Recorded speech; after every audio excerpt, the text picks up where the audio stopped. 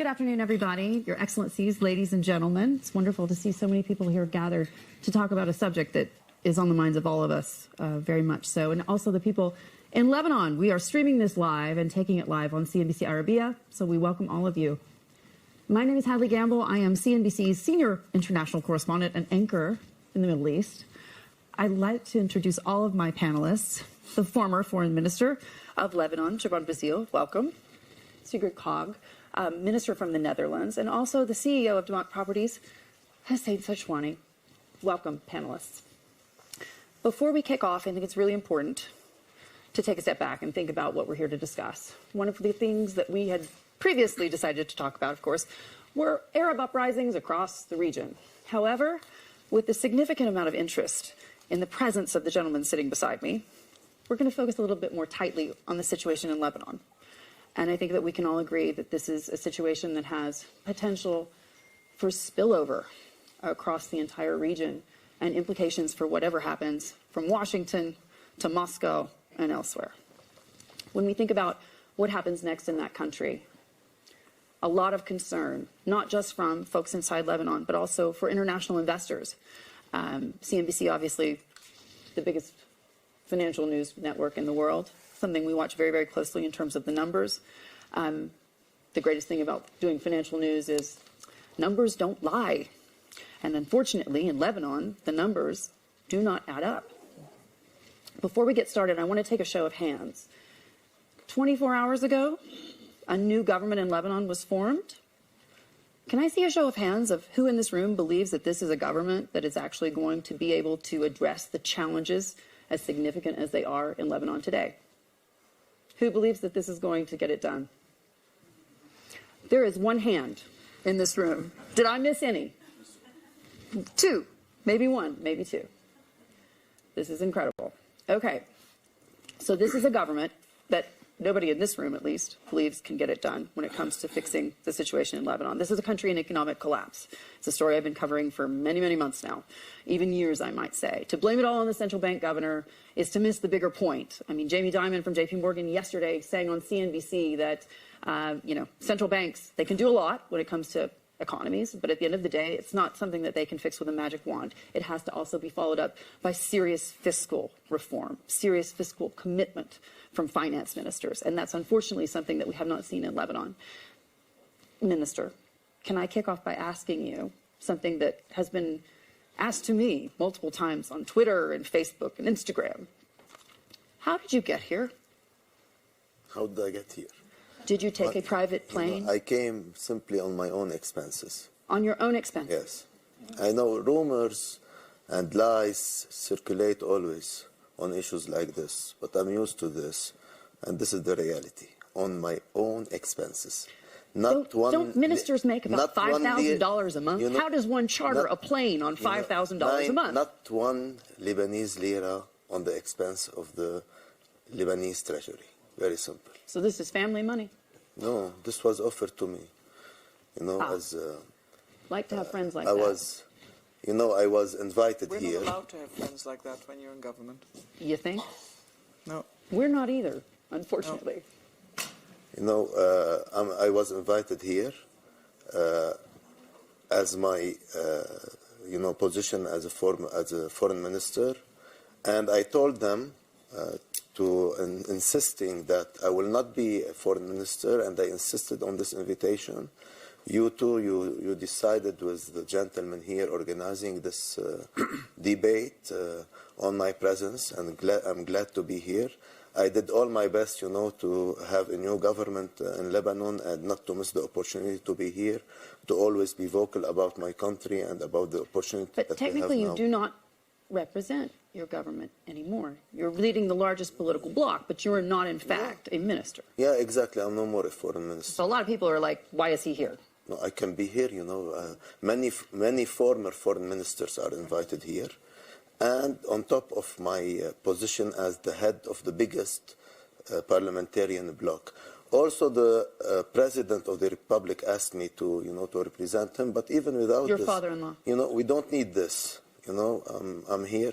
And as I told you, I insisted on the organizers because I always assist here, and I insisted on my presence. Walk me through how you see your role in Lebanon today, because essentially what we have here is a country in a state of economic collapse. You have hundreds of thousands of people very unhappy with their lot in life, almost 100 days of protests. And the challenge, frankly, facing Lebanon today is enormous. And so many young people really worried that they're going to have to leave their country. The brain drain in Lebanon, the numbers, we all know the numbers, significant.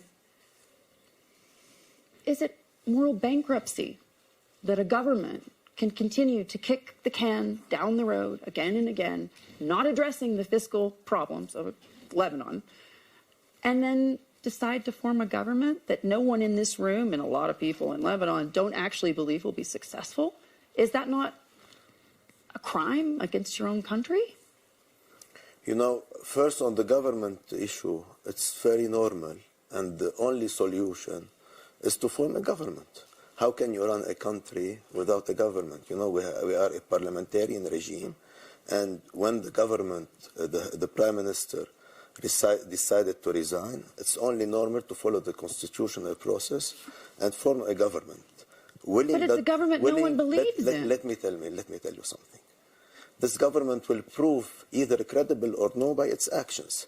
First, it has to get the confidence of the parliament as per our constitution, then the confidence of the people of Lebanon, then the confidence of the international community who is willing to help the government and Lebanon if they prove to be credible. That's so totally this is fair. only But normal. what I would say to you, and in my reporting, and the folks that I speak to, not just here at the World Economic Forum, but elsewhere, back in the Gulf, for example, you get a lot of money and contributions from people in the Gulf. You get a lot of help from the U.S. government and European governments as well.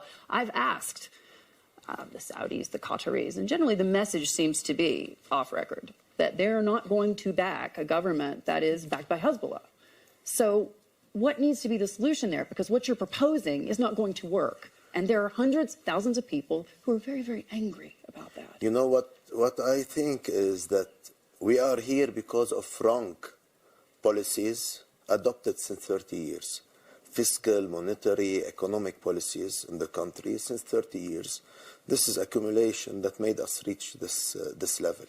So the responsibility of Lebanon, of the Lebanese government, is to take the challenge themselves and hold the responsibility of changing and reforming the system. Aren't you responsible? Because you've been part of that government for quite a while. Then they can ask for the help from the international community. So there is the responsibility first. We, as part of the government since 10 years, this has been ongoing with the constitution since 30 years. We were not part of this, rather we were in exile during the Syrian occupation and with all the political class that cooperated with the Syrians. Are you taking responsibility for the fact that this is a very bad situation? Being part of the government, we definitely take responsibility. And it's not just you. I want to make that clear. Let me continue my answer, because you asked something, let me give you the answer. Being part of the government, definitely we have to take some responsibility. But in Lebanon, the governance that we have, what we call the consensual democracy, makes that we need a kind of consensus on all decisions. We are the biggest party, but we don't have the majority. So everybody is somehow responsible. We are responsible of not being able in the past government and before to reach what we wanted in reforms. We started, a lot has to be done. You know, many are fighting this. Many politicians don't want the reform, don't want to fight corruption. They are part of it. And this is an ongoing fight. What is happening now in the streets is very positive because it's creating dynamics to create that change. Sigrid, and do you think to make this this change unlocked happen. $11 billion worth of money? No, but can I take one step back? I don't know. Every new government that's arrived at through the regular process obviously needs to be given a chance. You need to assess it on its plans. However, Lebanon is a country that now I think has been stymied by top-level corruption across the board. The sectarian system, coupled with the former warlords, have sort of hijacked in some way the state to the extent that all is funneled. You belong to a group, you don't, It's the making of your life or not. And what is interesting about what certainly initially started as a very peaceful protest, it was quite wide from my reading. It is citizens of all ages and classes, and they're talking about citizenship. That's one. The second part is an end to corruption, which I mentioned is endemic. If you want to have electricity guaranteed in your house, you certainly need to be in contact with a few suppliers of generation systems, parastatal, privately supplied. The electricity system itself doesn't work at all. It's been bankrupt for years, but people make money out of it significantly. Just by one example, a sector.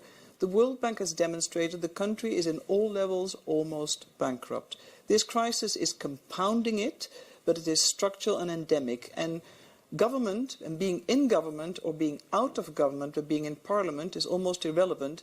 Transparency, governance, quality of governance, it's all about it. Because most citizens in the Arab world, and Lebanon is not alone, they talk about leadership having failed, governance having failed their citizens, and the state not delivering. And then on top of that, you've got crises, which is the additional element, but it doesn't take away the responsibility to be accountable.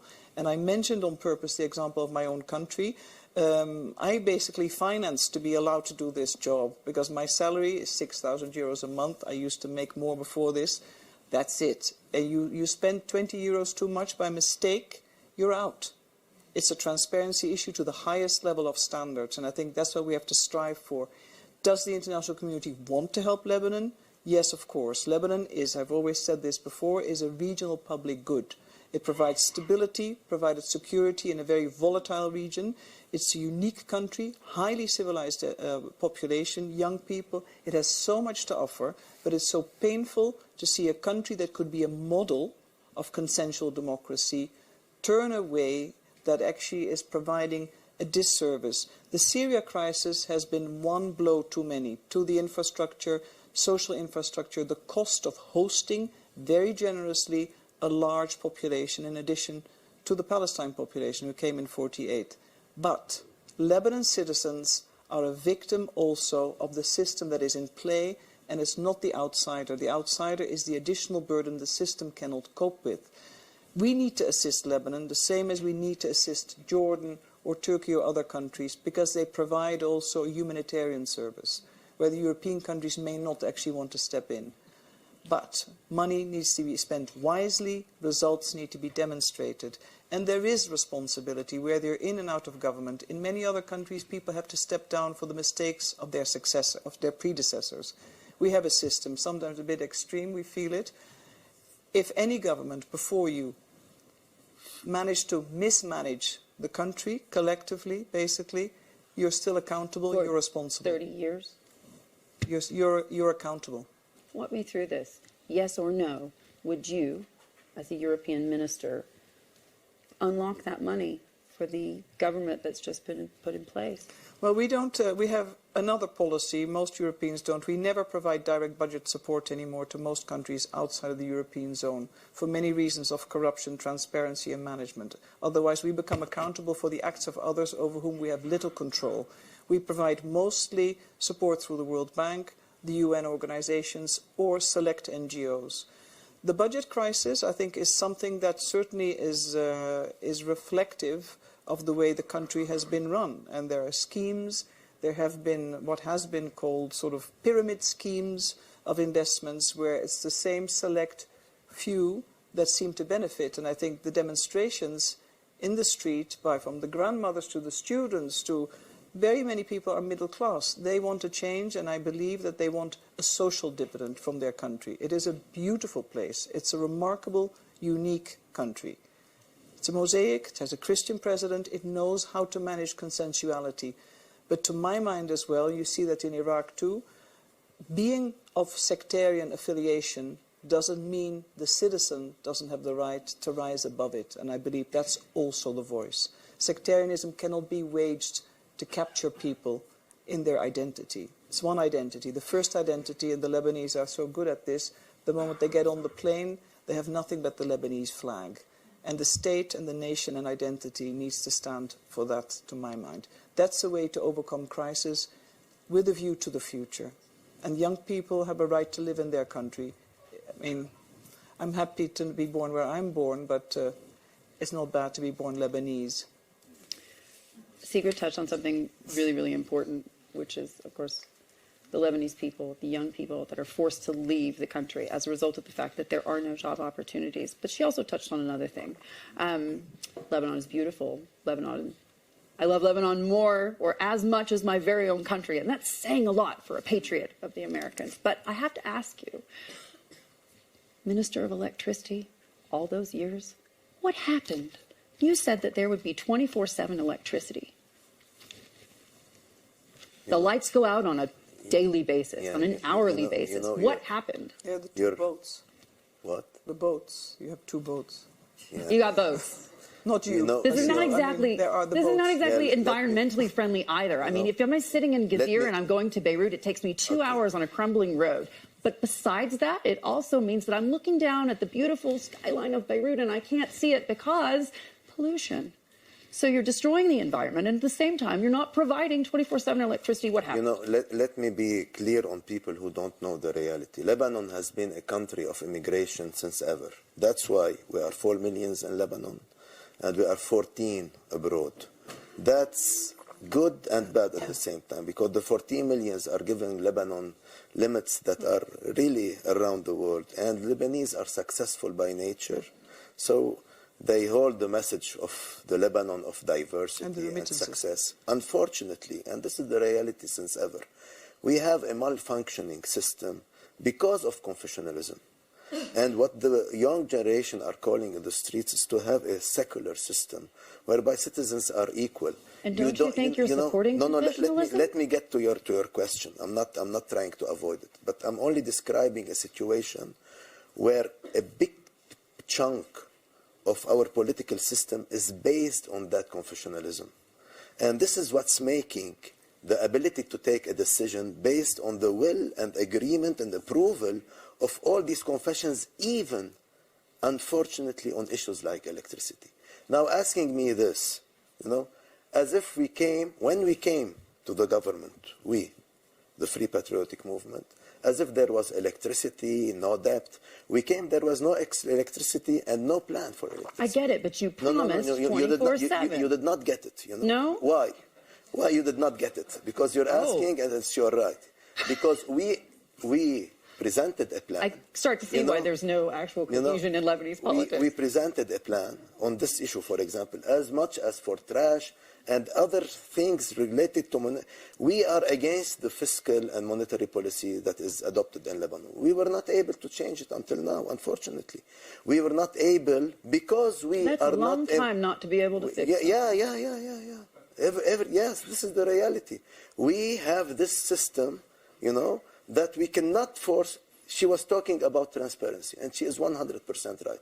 Our bloc, for example, presented 5 law projects to the government and to the parliament related, one to the uplifting of the bank secrecy, lifting the bank secrecy, to lifting the immunity on the ministers and deputies, to revealing the account statements of all the public servants and officials in the country. So everyone's open to an audit. Yeah, of course. And this can be very quick, to having a special tribunal for such financial crimes. But that's in Lebanon only, not externally, right? And the 5th one, externally also. I'll tell you about So you would be open to your external... Let me continue with my logic. And the 5th one is related to the restoration of stolen or dilapidated money, public funds. 5 projects, 5 laws. None of them was adopted in the government. Why? Because we don't have the majority in the government. Very simple. Yes, we have the biggest bloc, but we are even less than quarter of the number of the MPs. So this kind of law, you need the majority in the parliament to adopt it. But I think when we reach that level of transparency, this is the best way to fight corruption. This is the problem, though. I mean, if you're not getting where you need to be because you can't find a majority, isn't it about time to call it quits and say, you know what, it's not working. What I'm doing is not working. I should recuse myself. I should step back because I don't have political will to get something done. Yes, and we had elections since, in 2018, and the people of Lebanon, because of our political system, chose these representatives. And none can have this majority. But it was also And even now, in this current electoral government, formula. you know, if it's on the basis of majority-minority, still you need to have the consensus of the Christians and the Shias and the Sunnis.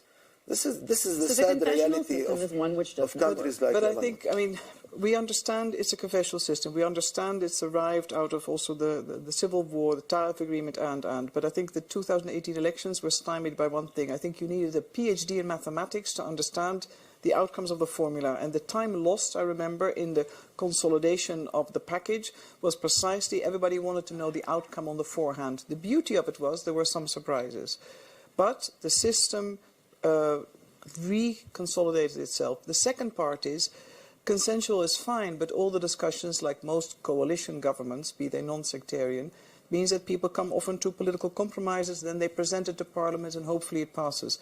But the financing side to a lot of the agreements is where the corruption really kicks in. And you can see that in World Bank reports, you can see it in Transparency International. Lebanon ranks very low for the standard of the country and the potential of the country. 138 out of 175. Name me any citizen that's been able to take a known public figure or a group to court that actually resulted in a judiciary finding or someone being sentenced. I'm not targeting anybody. It's about the system. And for systems to work, they have to be fair and equitable. And any citizen should feel they can trust the other side of transparency, which is the judicial sector. Contestability, as it's called nowadays in World Bank reporting, is extremely important for citizen confidence in all the state organs. One shouldn't need, in most other Arab countries is the same, one shouldn't need wasta. Wasta is the total sign of poverty of the state, whereby only if you have means, access, influence, and a counter-offer, you are someone. If you don't have that, you are totally doomed. This is a measure also of where political parties in any country and situation need to be heading towards. Because I'm hopeful that not Arab unrest, but I think citizen voices that are taking it to the streets, lessons have been learned from the 2011 period. Look at Algeria, look at Sudan, and I believe in Lebanon too. People are determined. They are very determined, and they do it in a civil and a peaceful way in order to raise their voice and seek to influence. Is it a tough calling? I'm sure. But is it a worthy cause to seek to transform your country, to uplift? Certainly. And I think in all countries, all of us, anyone, be they out of government, in government, we need to earn the responsibility to govern, to be in government every day. And if one is considered not to be worthy by those in the street, it's a personal choice too, but we need to earn that every day. Trust takes years to earn, a second to lose. And I think that's something we need to all be mindful of. West or East, Lebanon, not Lebanon, my own country, the Netherlands. We have thousands of farmers nowadays demonstrating against our government. We need to hear them and see them. Every country faces it, but it's a measure. Corruption erodes society. And it erodes any measure of citizenship. I feel very passionate about this because I think your own citizens are out there, and it's a beautiful country. It needs preserving. Hussain, I want to bring you in. I have to say something. Please. If you allow me, just not to skip the idea that you asked. You know, I'm not defending the system. You know, we are against it. We even were out of the country. But you can change it. You control the largest parliamentary bloc. Let me continue. You know, for you to understand. He says that to me all the time. And the listeners, let me continue, just to grab the idea. All I'm saying is that this system was in place. We were ousted from the country by force. You know, everybody knows that we were against the Taif constitution. And the chart of our party calls for a secular system. But now this is the constitution that we have, and this is what we have in place. And this is why we decided to retreat and give the place to experts to try to solve the electricity issue away from politics, you know. Yes, we have to repair this system, but we have to do the priority now is to do the reforms, so to get out of this deep financial crisis. So this is the priority that we have now, and we have to bear the responsibility, being the representatives of the people. You know, we have to bear the responsibility not to leave the government and the country and the parliament fall apart. Do you actually believe today you have a mandate, given the unrest in the street? Do you believe you have the backing of the people? Of course, as long as we have, let me tell you. Why not call free elections and find out? As long as we have the representation. Would you do that? Well, when it is, like appropriate to, of course. We are representing the people of Lebanon by the last elections. As long as we have this legitimacy. I think they're very unhappy. And we are unhappy too. That's why we are with them. We want the change to happen. We are mostly unhappy. But we cannot today. We cannot take the You're place smiling. of the people and judge on them on their will and take decisions on their will. You asked me why I'm here, and you definitely follow on Twitter and on social media. Yes, apparently I'm a Zionist. And me representing, Lebanon has trended first by far on social media. So as long as I still have this, I have to abide by it. And when we have new elections and we don't represent anymore, Lebanon is still a democracy. We have a high level of freedom in this country, and that's why people are not only allowed, they are encouraged, and they should keep on this dynamic of creating the force of change. And when they decide that we don't represent them anymore, we step aside. This is the beauty of our country, You have many beauties. That is not one of them. I have to ask Hussain, because we've left him out of the conversation, and you are a major employer across the region. You have one of the most successful companies, Damac Properties. I want to ask you about Lebanon specifically. You've got such incredible talent in this country. So many people, the minute they leave, they want to work and they change the world.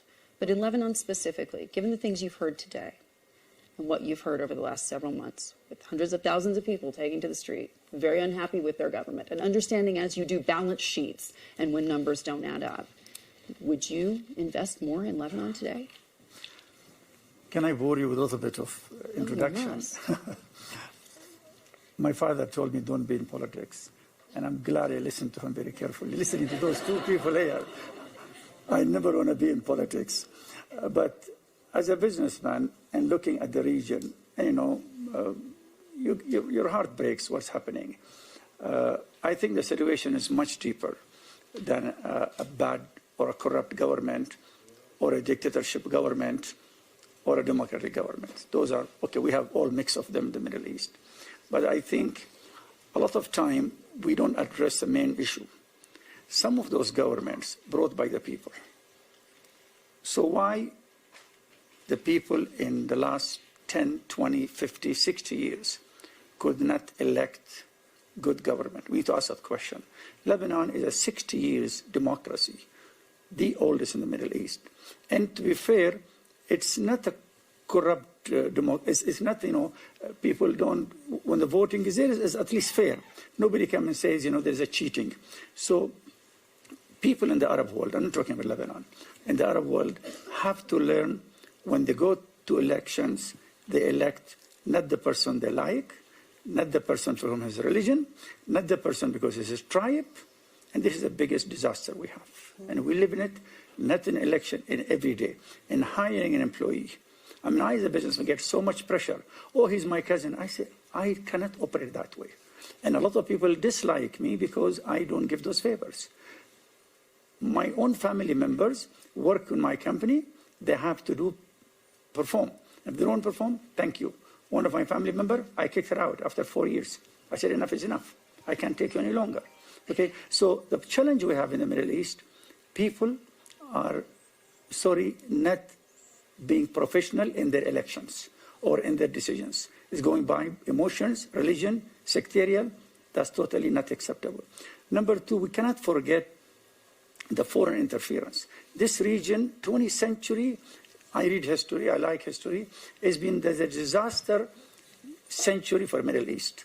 Since the First World War, Arab countries were divided into pieces, foreign interference, then the creation of Jewish State Israel, 1948 war, which ended up in three revolutions, coups, and in Egypt and Iraq, kingdoms were fallen, military regimes came. They were not the best, military officers of, like Gaddafi and others who were, 28, 30 years old, ruling the country with no knowledge. Then we have 67, which was another disaster. Another country been fallen, like Libya, and a few other regimes change. And then we have, further... It's not been great. Exactly. And a lot of interference from superpowers, okay? But at the moment, you've got to have interference in order to, in Lebanon, make the books balance. You've got to have some foreign help, whatever they have done in the past. And let me tell you, they have, of course, done a lot of things. You're absolutely right. But this is the issue, isn't it? It's creating a credible government that foreign investors, whether they be governments, IMF, World Bank, would actually want to be a part of. Do you see that that's going to happen in Lebanon today? Well, I would wish it for the people of Lebanon. As I said, I believe it's a unique country. It is still providing a regional public good in many levels. However, I think in many Arab states, I've spent half of my life also in and out of the region, and I specialized at one stage in Middle East studies. But I believe that a lot of the politicians, but also public sentiment, has been anchored too much always around the foreign side. What happened, the interference, the wars, There is a domestic responsibility. There's an own responsibility. And I do not think you can fault citizens for choosing the types of leaders that have been offered to them in a system that has mostly not been free. We all know that democratic elections are an element to a fully fledged democracy. But the elections are the process. So I don't fault the citizens. We also, in many liberal democracies, strange leaders are elected. That's not unique. That's not unique to the Middle East. But to the region, we now have a generation. We have a number of issues that are purely geoeconomics. That is high youth unemployment, talent, underutilization, low productivity, and no connect to the future labor market. And for that, you need a functioning system yet again. You need to invest in the type of curriculums. You need to get young people ready for the labor market.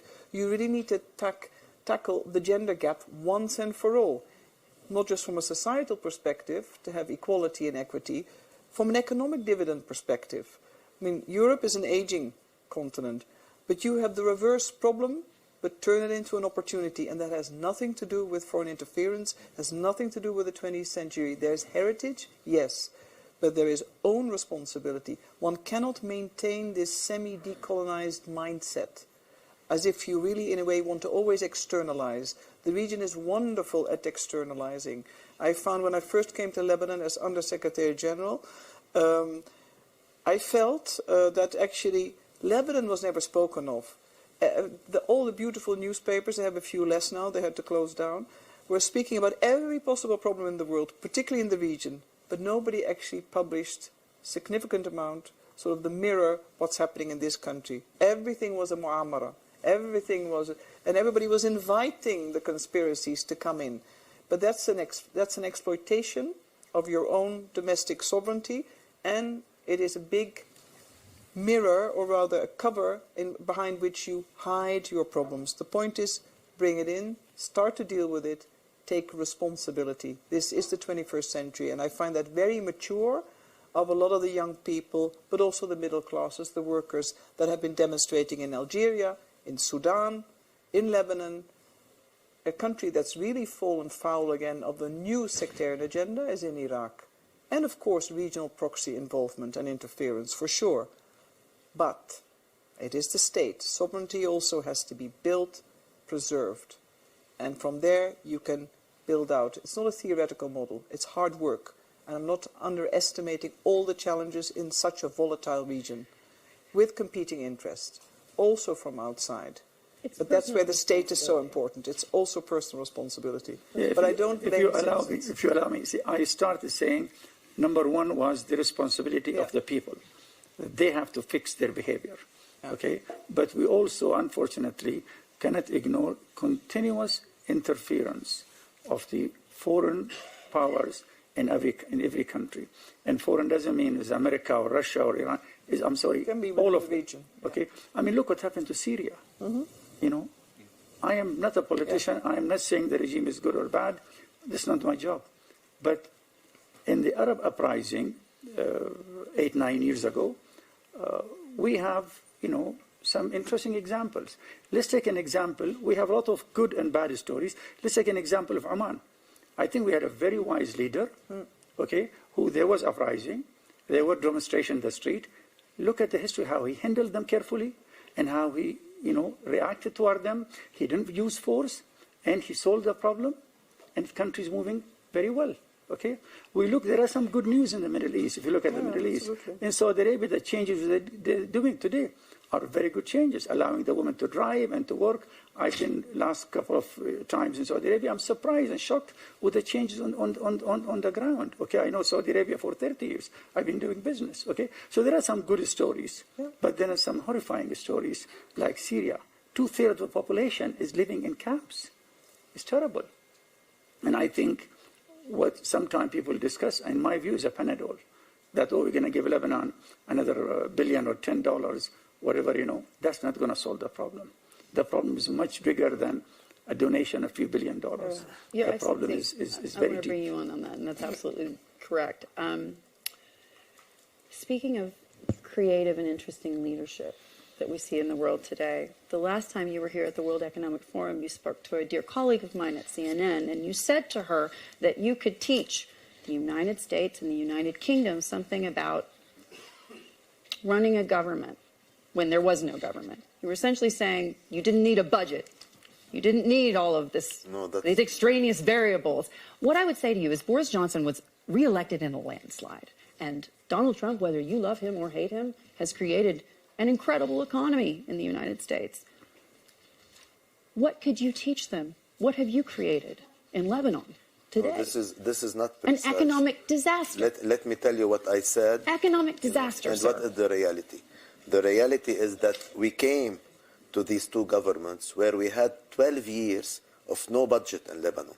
And we adopted in these 3 years, 3 budgets this is unfortunate, but this is true. For the first time, 3 budgets. Imagine that we have unaudited accounts in Lebanon since 25 years, you know, and we did it now. So this is the kind of reforms that we need to do. And this is our responsibility. And this is where I agree that the own responsibility that we should be taking first is to be independent and to refuse the foreign interventions. And this is, again, is our responsibility. But one cannot, you know, refuse the fact that there are foreign interventions in Lebanon that are adding to the problem. You yourself, you mentioned in one of your reports the number of countries, a great number. You named them one by one who have influence in Lebanon. You watch me on CNBC? Of course. Of course. In preparation for this interview. Especially when you declared your intentions, Flattered. you know, about this debate. So it is, you know, it is only. Our numbers definitely gone up. I always say, you know, we are independentists by nature, and we refuse foreign interventions. But we cannot say that the Syrian crisis did not affect us.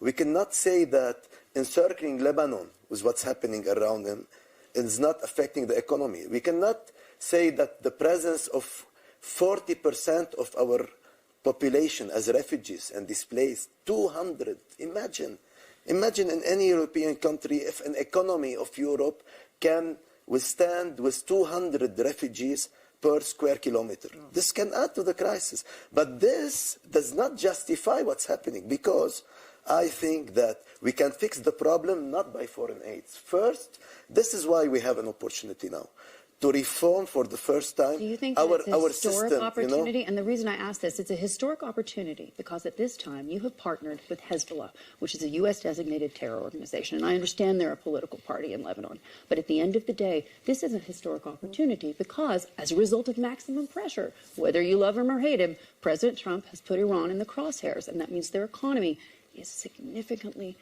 diminished. Yeah. And that means the money to Hezbollah is significantly diminished. That means the money going from Iran to Syria is diminished.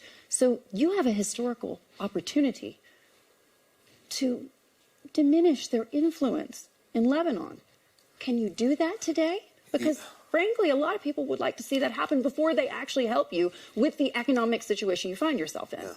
And that could, in fact, change the game when it comes to $11 billion unlocking from the Cedar Conference, when it comes to U.S. help. And certainly the folks that I speak to in the Gulf are not going to help you if you do not get them out of your government. You know, you touched on a very sensitive issue, I know. which is very important. Let me tell you, it is, again, our responsibility to fix this. But how do we do it internally and politically? By our system, whereby our system, based on balance and equilibrium, does not allow politically any party, whether it's Hezbollah, our party, any other party in Lebanon, to have the say in our politics. No one can, withhold everything in the country because of our consensual democracy. Now, having this in mind, when we use what's happening in Lebanon for regional or international benefits, we deviate this opportunity, we deviate that momentum created by the protesters towards something that take the Lebanese into the division. So the problem becomes Hezbollah and becomes the position of the United States, which is already affecting our economy, the sanctions on Hezbollah. The problem is also Hezbollah. No, I'm not. There is a non-state actor that has monopolized access to violence. Let me continue.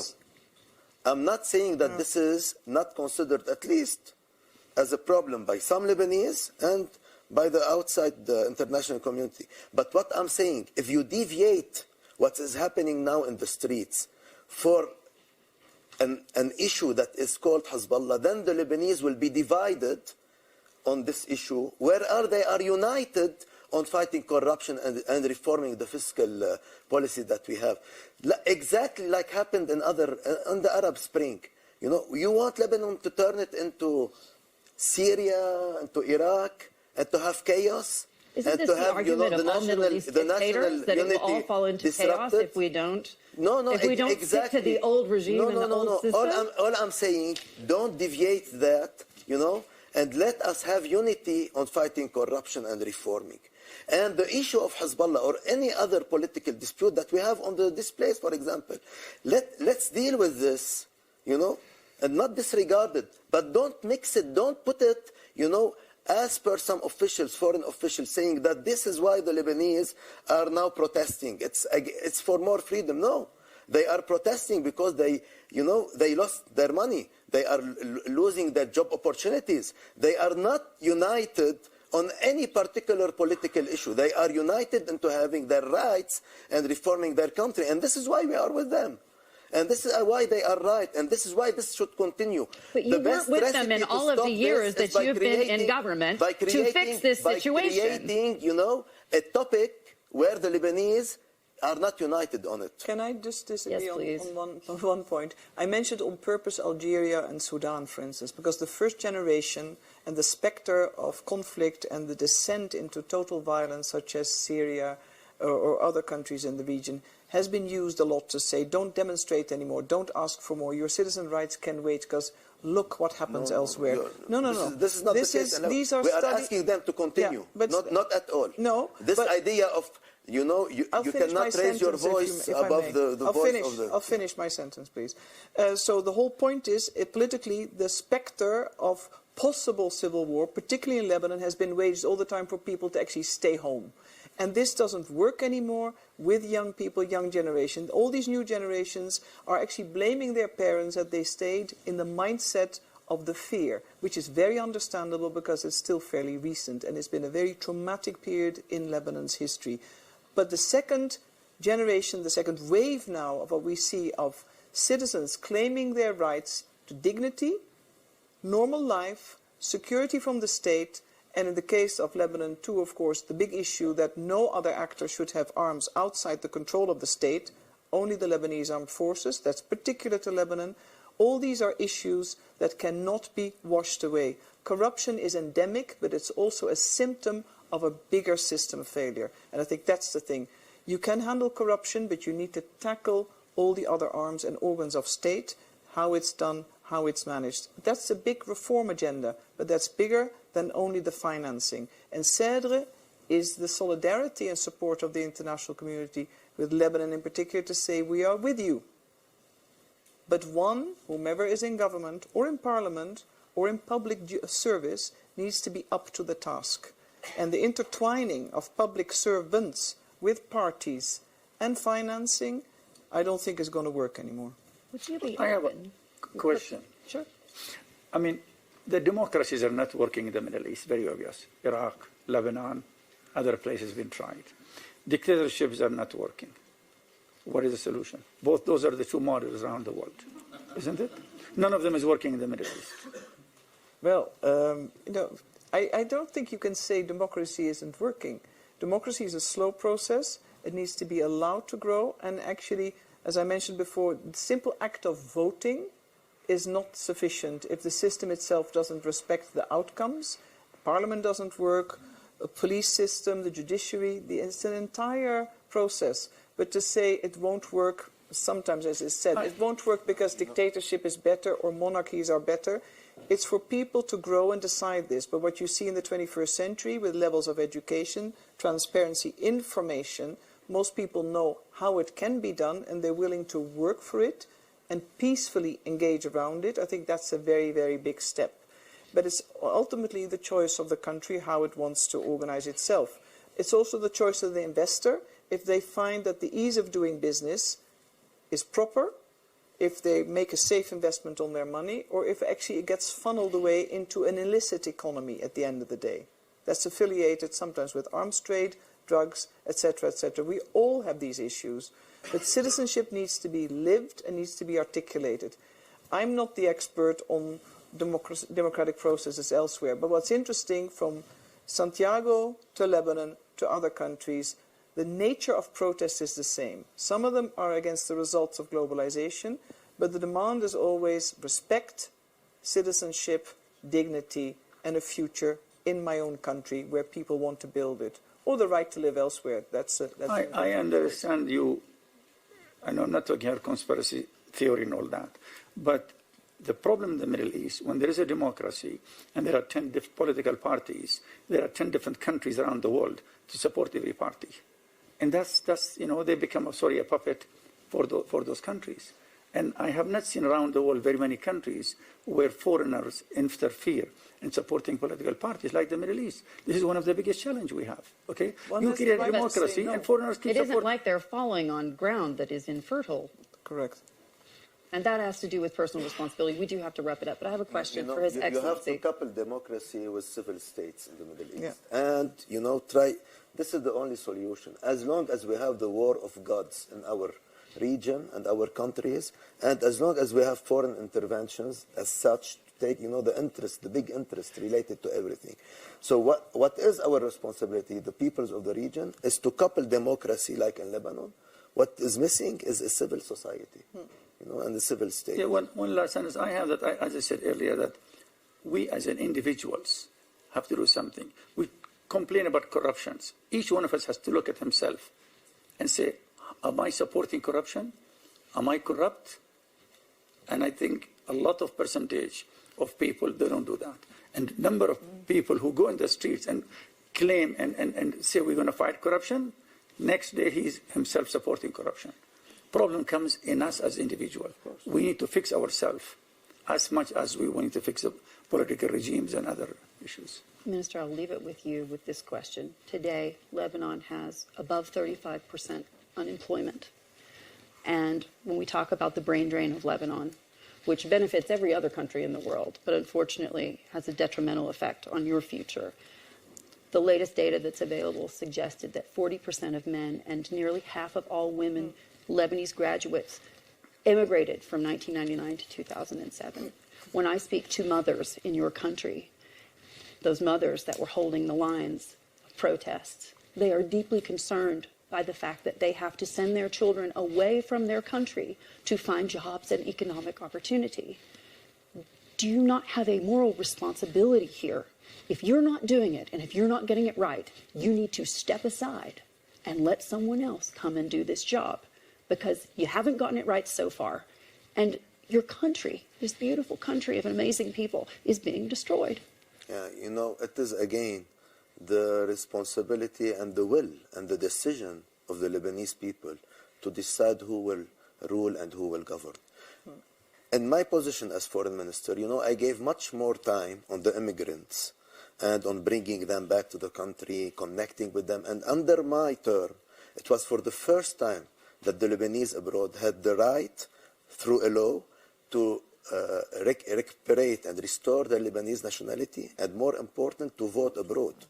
And we are giving back to them their rights because they have to believe in this country again. You know, we did a lot, and there's so much more to do for the Lebanese abroad. They don't believe in the country right now, sir. You know, yeah, and they are right to be concerned. And you don't believe that's a failure on the part of your government? Yeah, that's why the government resigned, and that's why we brought now other people to come in place. But it is, in a democratic country like Lebanon, not up to you, not up to me to decide what the Lebanese want. And or else we will be making the mistakes that were made in Syria, in Iraq, and all of the region. Let the people of the region decide what they want. Don't dictate on them based on foreign recipes and on foreign interests and interventions what they want.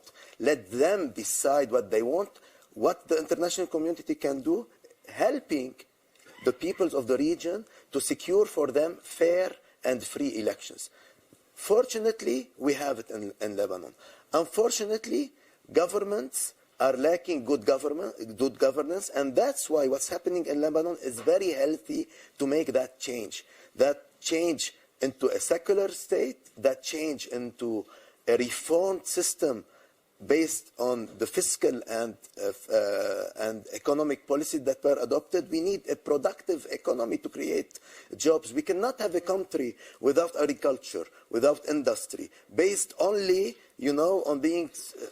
How many years have you had that to create that? How many years have you been in government to help create that narrative? We have to start it. We're going to start it now, not the... How many years have you been in government? This is our policy. This is what we've been fighting for since the beginning. You know, there was policies in place neglecting agriculture, neglecting industry, and now this is why we had for the first time a study from McKinsey to have this, you know, this mitigation towards having a productive economy. It will take time, yes, but let's start it. We should start it at some point. Excellent. And now the priority is this government should start right away by fixing the fiscal problems in order to secure the money of the people. And I'm glad they're starting right away, but unfortunately we have run out of time. Your Excellency, thank you so much for joining us. Panelists, we do value your time. Ladies and gentlemen, thank you so much.